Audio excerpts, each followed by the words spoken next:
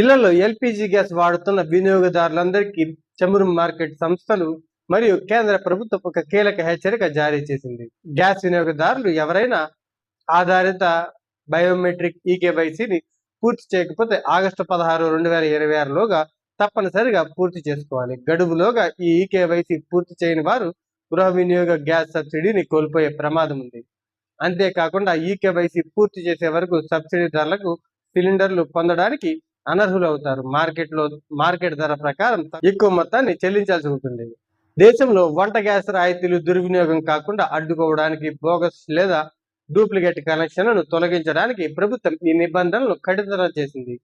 వినియోగదారులు తమ సమీపంలోని గ్యాస్ ఏజెన్సీని సంప్రదించి ఆధార్ కార్డును అందించి వేలిముద్ర ద్వారా ఈకేవైసీ పూర్తి చేయవచ్చు.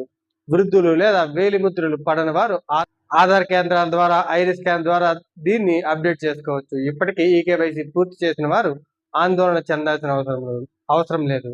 కానీ ఇప్పటి వరకు చేయని వారు సబ్సిడీ కోల్పోకుండా వెంటనే ఈ ప్రక్రియ ముగించుకోవడం మంచిది.